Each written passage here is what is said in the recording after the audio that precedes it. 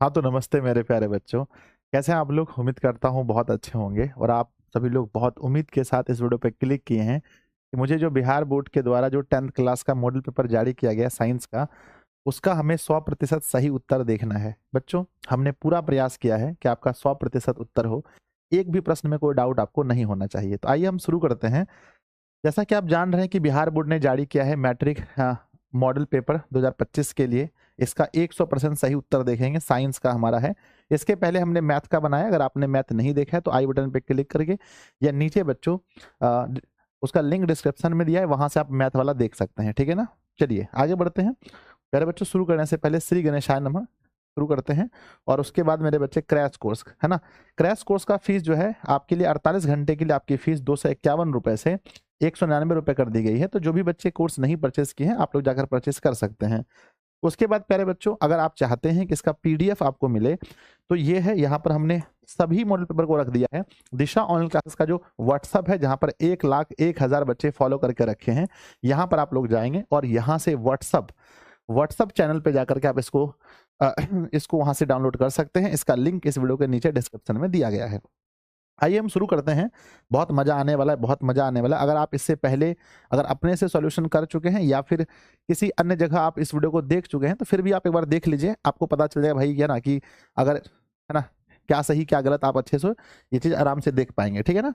पहला हम लोग देखते हैं। फर्स्ट क्वेश्चन लिखा गया है कि किसी किसी प्रकाश स्रोत के सामने एक रुकावट रख देने पर क्या बनता है। मान लीजिए कि यहाँ से लाइट जा रहा है और यहाँ पर आगे आप कुछ यहाँ पर रुकावट रखेंगे तो क्या बनेगा? इसका छाया बनेगा, शैडो बनेगा। क्या बनेगा? शैडो बनेगा। तो इसका आंसर तो सबको पता होगा कि भैया ये आंसर हो जाएगा छाया। यदि किसी प्रकाश स्रोत के सामने अगर हम रुकावट रखते हैं तो क्या बनता है? छाया बनता है। नेक्स्ट क्वेश्चन नंबर दूसरा आता है, समतल दर्पण की फोकस दूरी क्या होती है। शायद हम लोग इधर ही पढ़े थे, समतल का फोकस दूरी अनंत होता है। नेक्स्ट क्वेश्चन नंबर तीसरा देखेंगे, 1 मीटर फोकस दूरी वाले उत्तल लेंस की क्षमता। 1 मीटर फोकस का क्षमता होगा, उत्तल है तो प्लस में 1 डायप्टर, पता है ना आपको, ऑप्शन नंबर सी होगा। नेक्स्ट क्वेश्चन है, निम्नलिखित में से किस लेंस को अपसारी लेंस कहते हैं। मेरे विद्यार्थी जी, अपसारी लेंस किसे कहते हैं? अपसारी लेंस कहते हैं अवतल लेंस को, और उत्तल को अभिसारी कहते हैं। प्रकाश की चाल विभिन्न माध्यमों में क्या होती है? प्रकाश की चाल विभिन्न माध्यमों में भिन्न भिन्न होती है। नेक्स्ट क्वेश्चन है, विद्यार्थी जी, किसी लेंस द्वारा उत्पन्न आवर्धन का मान। लेंस के आवर्धन का मान अभी तक नहीं बताया गया है, मात्रक विहीन इसका कोई मात्रक मान होता ही नहीं है। नेक्स्ट बच्चों, निम्नलिखित में से किसका अपवर्तनांक अधिक होता है। आप पढ़े होंगे हीरा का सबसे अधिक 2.42 होता है। आंसर मैच करते चलिए। नेक्स्ट क्वेश्चन है, एक एक अभिसारी लेंस एक अभिसारी लेंस बनाता है। अभिसारी बोले तो उत्तल। उत्तल कैसा बनाता है? उत्तल लेंस देखिए, दर्पण होता तो काल्पनिक बनाता, लेकिन लेंस है तो मेरे बच्चे सदैव वास्तविक क्या बनेगा? मेरे बच्चे उत्तल, माफ कीजिएगा, कभी आभासी तो कभी काल्पनिक, दोनों बना सकता है। उत्तल दोनों बना सकता है, याद रखिएगा। दर्पण में नहीं, दर्पण में सिर्फ आभासी, और लेंस आते आते अवतल दर्पण की तरह काम करने लगता है। Option C. नेक्स्ट मेरे बच्चे देखिए, कोई भी क्वेश्चन का आंसर अपने मन में आप गलत मानने से पहले एक बार पूरे दिमाग से पूछिएगा क्या आप सही हैं पहले, तब गलत मानिएगा बच्चों यहाँ के आंसर को, है ना। क्योंकि सब कुछ यहाँ सेटिस्फाई होता है, मतलब पहले हम बहुत अच्छे से उसको रिसर्च करके ही बताते हैं बच्चों को। प्रकाश का नीला रंग होना किस परिघटना को दर्शाता है? बच्चों, नीला रंग होता है प्रकीर्णन की वजह से, क्योंकि नीले रंग का प्रकीर्णन सबसे अधिक होता है। प्रकाश का प्राथमिक वर्ण कौन कौन सा है? तो लाल, हरा, नीला, तीनों प्रकाश का प्राथमिक वर्ण है। Option number D. अगला क्वेश्चन नोट करते हैं। नेक्स्ट क्वेश्चन है बच्चों, बृहद संख्या में प्रकाश सुग्राही सुग्राही कोशिकाएं होती हैं। सबसे अधिक प्रकाश सुग्राही कोशिकाएं हमारी रेटिना में होती है बच्चों, तो ऑप्शन नंबर सी होगा। नेक्स्ट क्वेश्चन देखते हैं। नेक्स्ट क्या है, दूर दृष्टि दोष के उपचार के लिए किस लेंस का उपयोग करते हैं? दूर, दो हर्षु का दूर हुआ तो इसमें है दू, तो आंसर होगा 3 वाला, यानी कि उत्तल। दूर में हम लोग उत्तल का प्रयोग करते हैं, ऑप्शन ए सही है। अगला मेरे बच्चे, मानव नेत्र के लिए दृष्टि का अस्थायित्व होता है। कई जगह लिखा होता है 1/10, लेकिन आपको 1/16 सही करना है। अगला है मेरे बच्चे, निम्नलिखित में से कौन वाट के बराबर है? तो बच्चों, वाट बराबर होता है W बराबर होता है J/S, यानी कि जूल प्रति second. Option number B. Next question number 15 आता है, 1 किलोवाट घंटा किसके बराबर है? 1 किलोवाट घंटा 3.6 गुना 10⁶ जूल के बराबर होता है, या हम इसे कहते हैं 1 यूनिट के बराबर। नेक्स्ट क्वेश्चन है विद्यार्थी जी, विद्युत शक्ति का ऐसी मात्रक क्या होता है? शक्ति का ऐसी मात्रक वाट होता है। ऑप्शन नंबर बी सही है। 17 नंबर का क्या आंसर लगाएं आप लोग? 1 किलोवाट किसके बराबर? अभी जस्ट हम बता रहे थे 3.6 गुना 10⁶ जूल के बराबर है। 18 नंबर क्वेश्चन देखते हैं, दाएं हाथ के अंगूठा। बच्चों दाएं हाथ के अंगूठे का नियम किसने दिया था? दायां हाथ का अंगूठा बच्चों फ्लेमिंग, याद रखिएगा हमेशा दाएं हाथ का अंगूठा फ्लेमिंग ने दिया था। अगला क्वेश्चन है, विद्युत फ्यूज विद्युत धारा के किस सिद्धांत पर काम करता है? बच्चों फ्यूज हमारे ऊष्मीय पर काम करता है, ज्यादा हीट होगा तो गल जाता है। 1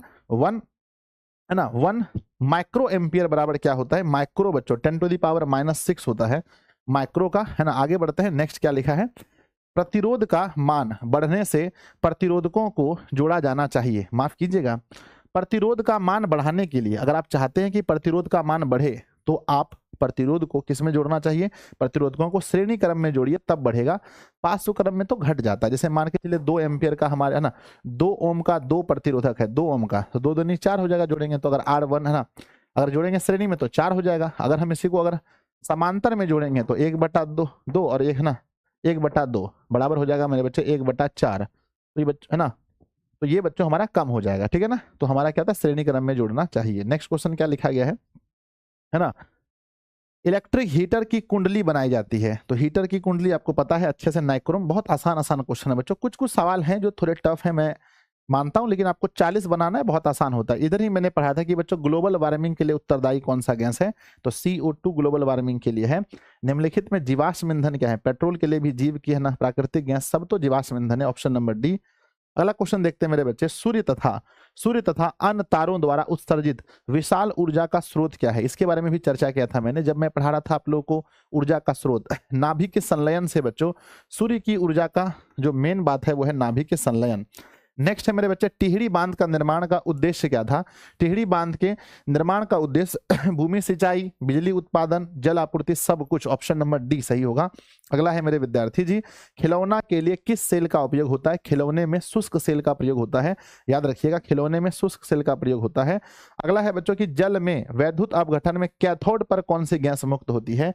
कैथोड पर हाइड्रोजन गैस मुक्त होती है, याद रखिएगा। अगला सवाल आपके सामने लिखा है बच्चों, निम्नलिखित में से कौन सा संबंध सही है?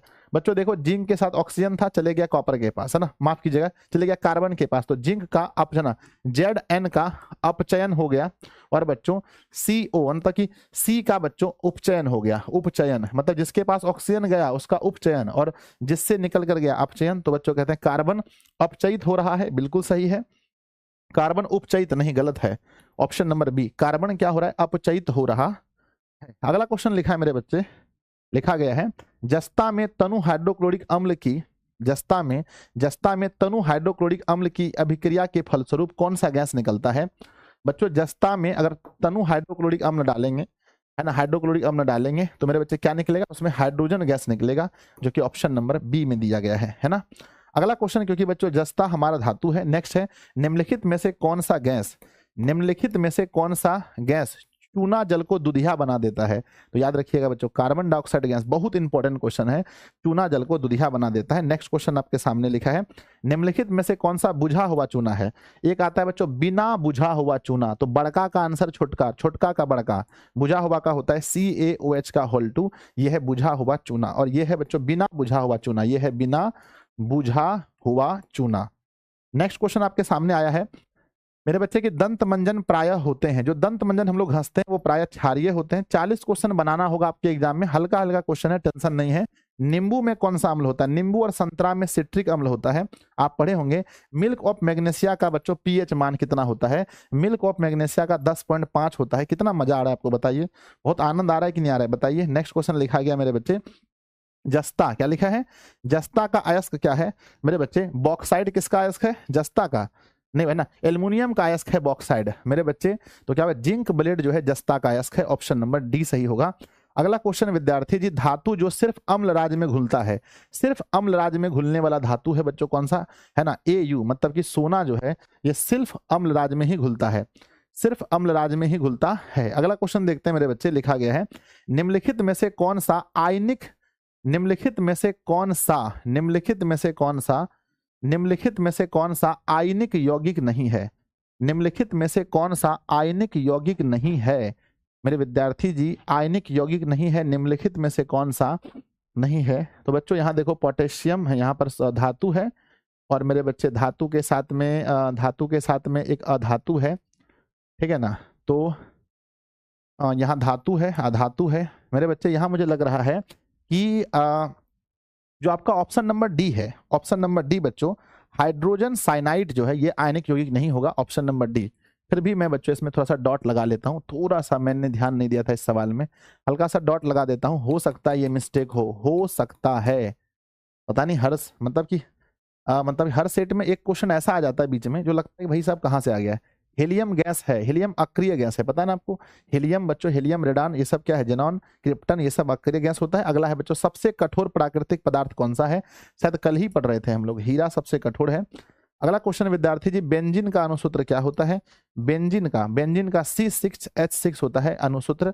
अभी हम लोग आगे पढ़ेंगे बच्चों। आगे है कि हाइड्रोजन के दो परमाणुओं के बीच कैसा आबंध है? हाइड्रोजन बच्चों H2 यानी H यहाँ है, एक एक लेते हैं तो बच्चों इसमें एकल आबंध होता है, एकल। ऑक्सीजन में दो होता है, नाइट्रोजन में 3 होता है। चूना जल का रासायनिक नाम क्या है? चूना जल का रासायनिक नाम क्या है? कैल्शियम हाइड्रोक्साइड बच्चों, क्या है ना? हाइड्रोक्साइड है ना, कैल्शियम हाइड्रोक्साइड चूना जल का नाम होता है। अगला है मेरे बच्चे, चीनी का रासायनिक सूत्र क्या है? ये भी बताना पड़ेगा। C12H22 और O11 चीनी का है। कितना प्यारा क्वेश्चन दिया है बच्चों। निम्नलिखित में से कौन सा कार्बनिक यौगिक सबसे क्रियाशील है? सबसे क्रियाशील है कौन सा? ये बच्चों C2H5 है। ये अभी आप लोग नहीं पढ़े हैं, इसके बारे में पढ़ेंगे, जो हमारा चैप्टर कार्बन चल रहा है वहां देखेंगे। ये बच्चों ये हमारा एल्केन है। इसमें बच्चों CnH2n+2 का फॉर्मूला इसमें लग रहा है, यहाँ भी लग रहा है, यहाँ भी लग रहा है। ये सबसे अलग है, ऑप्शन डी, ये सबसे अधिक क्रियाशील होगा, ऑप्शन डी। तो कुछ थोड़ा बहुत आपका अभी नहीं पढ़े, जैसे कि ये भी आप लोग नहीं पढ़े हैं। अभी आप लोग ये नहीं पढ़े हैं कि बच्चों मेंडलीफ ने अपने आवर्त सारणी को तैयार करने के लिए कौन सा मापदंड अपनाया? तो मेंडलीफ चर्चा जो है कि अपना परमाणु द्रव्यमान में सजाया है अपना आवर्त सारणी को। अगला क्वेश्चन है, निम्नलिखित में से कौन सा क्षार धातु नहीं है? सोडियम क्षार धातु है। अगला देखते हैं ऑप्शन क्या है। रुबिडियम भी है, लिथियम भी है।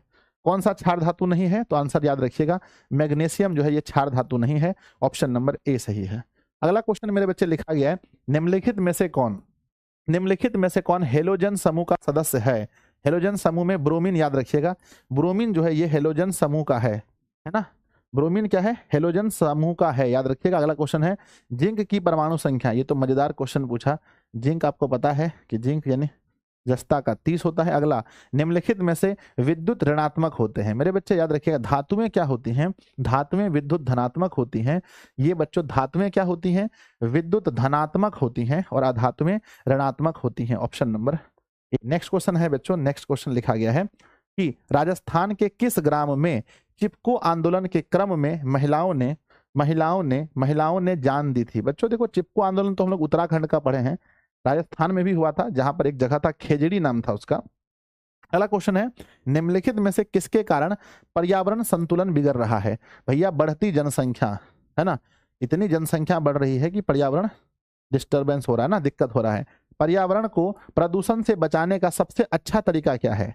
वस्तु का पुनर्चालन कीजिए, वस्तु का पुनर्उपयोग कीजिए, वस्तु का उपयोग में कमी कीजिए, सभी ऑप्शन नंबर डी। इसी को बच्चों RRR कहते हैं, जो केमिस्ट्री का लास्ट चैप्टर में आप पढ़ेंगे, रिड्यूस, रिसाइकल और रीयूज पढ़ेंगे, है ना। अगला क्वेश्चन है, सौर सेल में किसका उपयोग होता है? बच्चों हम पढ़ाए थे कि जब सौर सेल बनता है ना, तो इसमें ऐसे करके पट्टी दी जाती है, किसका?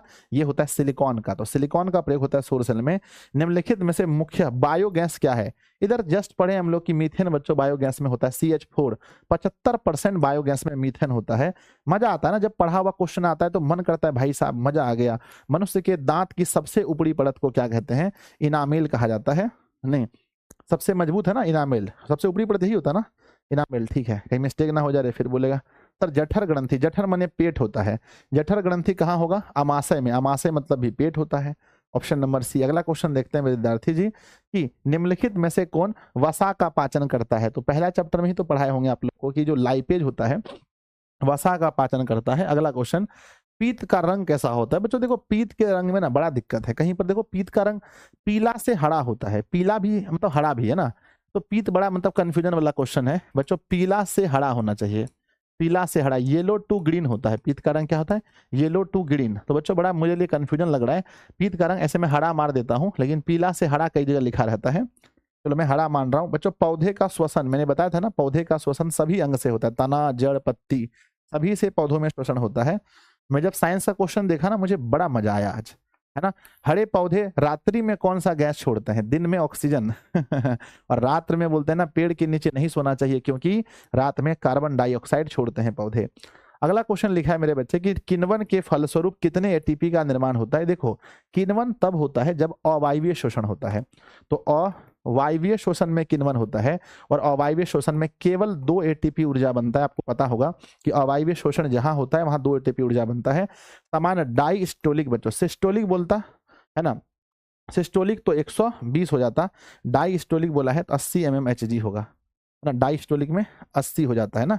नेक्स्ट है मेरे बच्चे कि पौधों में वाष्पोत्सर्जन किस भाग से होता है? मेरे बच्चे वाष्पोत्सर्जन तो पत्ता से होता है ना, वाष्प कहाँ से निकलता है? पत्ता से। मेरे बच्चे अगला क्वेश्चन लिखा गया है कि अस्थि क्या है? अस्थि मतलब बोन, बोन मतलब हमारी हड्डी क्या है? हमारी हड्डी अगर देखें ना बच्चों तो वो टिश्यू है ना। हड्डी क्या है? टिश्यू है। जैसे हमारा रक्त भी बच्चों एक उत्तक है, लेकिन तरल संयोजी। रक्त क्या है? रक्त मेरे बच्चे तरल संयोजी उत्तक है, और हमारा हड्डी जो है वो उत्तक है, सिर्फ टिश्यू बोलिएगा, टिश्यू। अगला पादप में अपशिष्ट संचित रहते हैं, छाल में भी रहते हैं, कोशिका रेक्ति में भी रहते हैं, पत्ती में भी रहते हैं, हर जगह पादप अपशिष्ट रहते हैं। Option number D. अगला क्वेश्चन है वृक्क के रचनात्मक एवं क्रियात्मक इकाई कौन सी है? तो बच्चों आप लोग पढ़े होंगे ना, हम लोग पढ़े थे ना किडनी का, बच्चों कौन है? नेफ्रॉन से हमारा किडनी बना है, 10 लाख नेफ्रॉन चाहिए किडनी बनाने के लिए। अगला है पौधे के उत्सर्जी अंग क्या है? टेनिन है, गोंद है, रेजिन है, सभी हैं। Option number D. यानी क्वेश्चन ऐसा ना मजा आ रहा है बच्चों क्वेश्चन बनाने में, लगता है हाँ। स्मरण शक्ति का मुख्य केंद्र क्या है? बच्चों हमारा जो मेमोरी है, हमारा मेमोरी है वो क्या है? हमारी मेमोरी हमने क्या बताया था कि सेरिब्रम जो है बच्चों, ये सेरिब्रम यही हमारी मेमोरी है, यही हमारी याददाश्त है। अगला क्वेश्चन है कि जड़ की अधोगामी वृद्धि कहलाती है। बच्चों देखो जड़ कहाँ बढ़ता है? धरती की ओर। धरती की ओर बढ़ेगा तो क्या बोलेंगे? जलानुवर्तन नहीं, गुरुत्वानुवर्तन। बच्चों गुरुत्वानुवर्तन। जड़ कहाँ बढ़ता है? गुरुत्वानुवर्तन। गति पढ़ाए होंगे ना पौधों में, गति, है ना। पूछा है बच्चों एस्ट्रोजन स्रावित होता है, एंड्रोजन एस्ट्रोजन, एंड्रोजन पुरुष में, एस्ट्रोजन मादा में। तो एस्ट्रोजन जो होता है मेरे बच्चे, एस्ट्रोजन जो होता है वो अंडाशय द्वारा निकलता है, एस्ट्रोजन, है ना, याद कीजिएगा। अगला क्वेश्चन है विद्यार्थी जी ध्यान दीजिएगा, है ना, क्या लिखा है? स्वपरागण निम्नलिखित में से किस पौधे में हो सकता है? बच्चों स्वपरागण का मतलब क्या होता है? मतलब कि अगर एक ही पौधा है, ध्यान दीजिएगा, एक ही पौधा है मेरे बच्चे, स्वपरागण जो है पूछा गया है कि स्वपरागण निम्नलिखित में किस पौधे में होता है?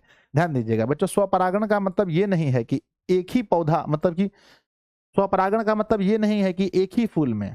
स्वपरागण का मतलब ये है कि अगर एक पौधा है, मान लो ये बच्चों स्वपरागण है ना, एक पौधा है तो कोई यहां से उठ करके किसी फूल से किसी में जा सकता है। लेकिन मान लो कि अगर बच्चों पपीता है, अगर पपीता है तो और बच्चों उसके सब फूल में जो है कि एक ही लिंग है, तो स्वपरागण कैसे होगा, है ना। तो स्वपरागण निम्नलिखित में किस पौधे में होता है? तो बच्चों उभय लिंग, जिसमें दोनों लिंग हो, जिसमें दोनों लिंग है उसी में ना होगा जी, है। तो मेरे बच्चे जिसमें दोनों होगा उसी में हो सकता है, एक लिंगी में कैसे पॉसिबल है? लेकिन थोड़ा सा डाउट है भैया, एक लिंगी में अगर दूसरे फूल में, अगर अलग अलग फूल में अलग अलग होता हो तो, है ना। एक लिंगी पुष्प अगर है तो उसमें सिर्फ अगर मान लो कि एक भाग है, नर वाला भाग है, ठीक है।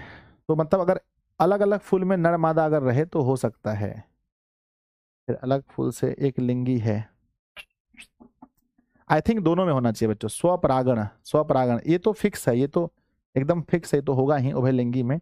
लेकिन एक लिंगी में भी मान लीजिए बच्चों अगर कोई पौधा है, ठीक है ना, इसका ईठो फूल में मान लो नर भाग है और ईठो फूल में अगर मादा भाग है, तो ईठो फूल का ईठो फूल में हो सकता है ना। चलो बच्चों हम उभय ही मार देते हैं, उभय में ही, ऑप्शन नंबर बी, ठीक है। हल्का सा डाउट है। नेक्स्ट 2 क्वेश्चन डाउट मार दिए रे। अगला, गर्भाशय के किस भाग में भ्रूण विकसित होता है? गर्भाशय के किस भाग में? तो बच्चों भ्रूण विकसित होता है यूट्रस में। किस में होता है? यूट्रस, मतलब गर्भाशय में। गर्भाशय का ही एक अंग है जिसको बच्चों, है ना, एंड्रो, है ना, क्या बोलते हैं, एंडोमेट्रियम कहा जाता है। तो ऑप्शन नंबर ए सही है। अगला, निम्नलिखित में कौन सा भाग केवल पुरुष के जनन अंग में पाया जाता है? शुक्रवाहिका। शुक्रवाहिका मादा में कहां से मिलेगा भाई? पुरुष में होता है। अगला, अनुवांशिकता का पिता किसे, बाप किसे कहा जाता है? तो ग्रेगर जॉन मेंडल को अनुवांशिकता का बाप कहा जाता है, पढ़ाए थे आप लोग को। अगला क्वेश्चन मेरे विद्यार्थी जी, कि मेंडल किस देश के ईसाई मठ के पादरी थे? पढ़ाए थे ना, ऑस्ट्रिया एक देश है, वहीं के ईसाई मठ के पादरी थे। अगला है, निम्नलिखित में से कौन वर्गीकरण के सबसे ऊपरी पायदान पर होता है? जब वर्गीकरण करते हैं बच्चों, ये तो हम लोग का टॉपिको नहीं है 10th का, कहां से पूछा है क्वेश्चन। वर्गीकरण में सबसे पहले होता है जगत, जगत, उसी के नीचे सब कुछ आता है। जगत सबसे ऊपर होता है, जगत, है ना। क्या पूछा? सबसे ऊपरी पायदान पर जगत होता है। शायद 11th या 9th में ये टॉपिक होगा, 10th में नहीं है। सूक्ष्म उपभोक्ता का उदाहरण कौन सा है? जीवाणु भी सूक्ष्म है, कवक भी सूक्ष्म है। तो बच्चों डी नंबर, ए और बी दोनों सूक्ष्म है बच्चों। और सेकेंड लास्ट क्वेश्चन पढ़ते हैं, मांसाहारी जीवों को हम क्या कहा जाता है? मांसाहारी जीव को, पौधे हैं तो हम उसे उत्पादक कहेंगे, पौधे को कहते हैं उत्पादक, है ना। शाकाहारी को कहते हैं प्रथम उपभोक्ता, और जो मांसाहारी है उसे क्या कहते हैं? द्वितीयक उपभोक्ता। लास्ट क्वेश्चन है मेरे बच्चे, कि खाद्य श्रृंखला के प्रत्येक पोषी स्तर में कुल ऊर्जा का कितना % अगले पोषी स्तर में जाता है? आप लोग को पढ़ाए थे लिंडमान चाचा का नियम, लिंडमान चाचा का रूल पढ़ाए थे कि 10% जाता है। ठीक है, आई एम रियली सॉरी बच्चों कि मैं 2 क्वेश्चन पर आप लोग को डाउट में रख दिया, 2 सवाल में डाउट रख दिया। ठीक है ना, आई थिंक, और हो सकता है एक आध और भी मिस्टेक हो जाए, तो मैं क्षमा चाहता हूँ इसके लिए, है ना। थोड़ा सा और मुझे ठीक से लाना था। आ जाओ बच्चों, अब देखते हैं कि किसमें है। अब लघु में बच्चों कितना बनाना था?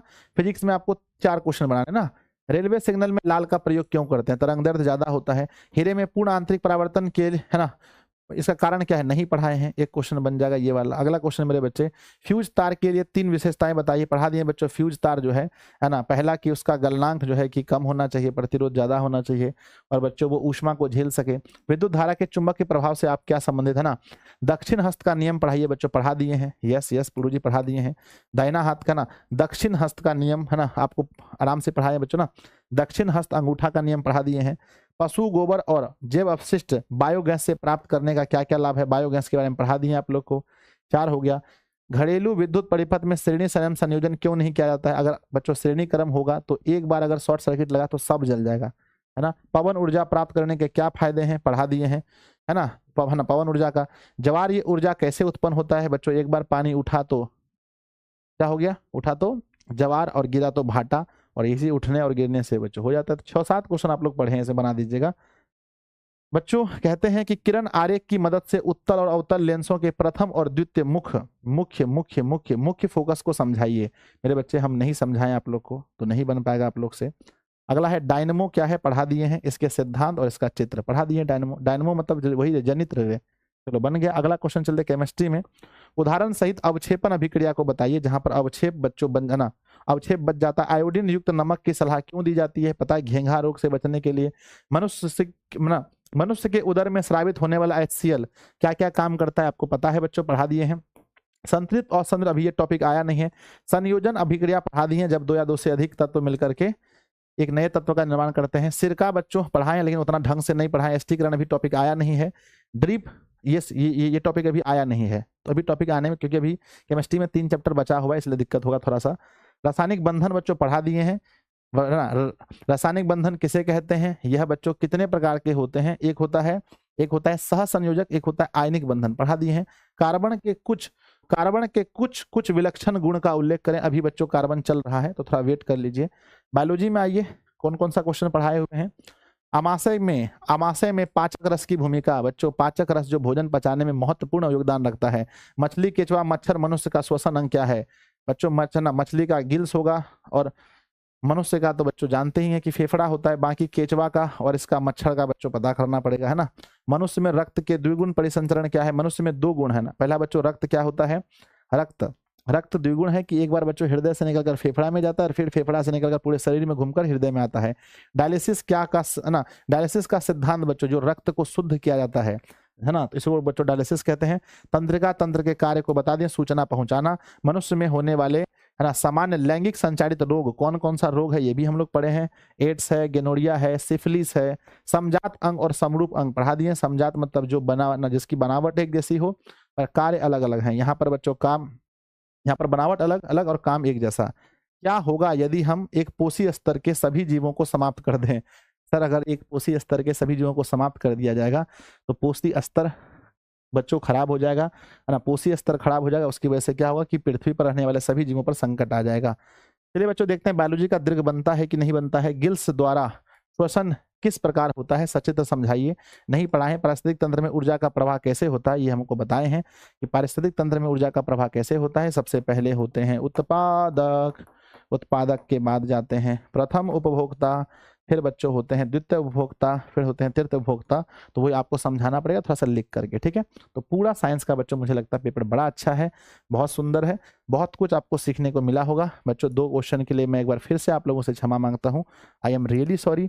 लेकिन आप लोग मुझे आंसर जरूर बताइएगा कि आप लोगों ने कितना सही किया बच्चों, है ना। 80 में से आप लोगों ने 80 नहीं 78 में से आप लोगों ने कितना सही किया मुझे बताइए बच्चों। 40 प्रश्न ही एग्जाम में बनाने हैं, आधा प्रश्न ही बनाने हैं। तो आप लोगों को कैसा लगा ये वीडियो, अपने दोस्तों में शेयर कीजिएगा और आप लोग हमें आंसर आप लोग जरूर बताइए कमेंट बॉक्स में कि आप लोगों ने कितना सही किया। धन्यवाद बच्चों, मिलते हैं अगली क्लास में। अगले क्लास में हम लोग SST को देखेंगे, फिर हिंदी, फिर संस्कृत, फिर इंग्लिश खत्म हो जाएगा। बाय बच्चों, कमेंट जरूर कीजिएगा।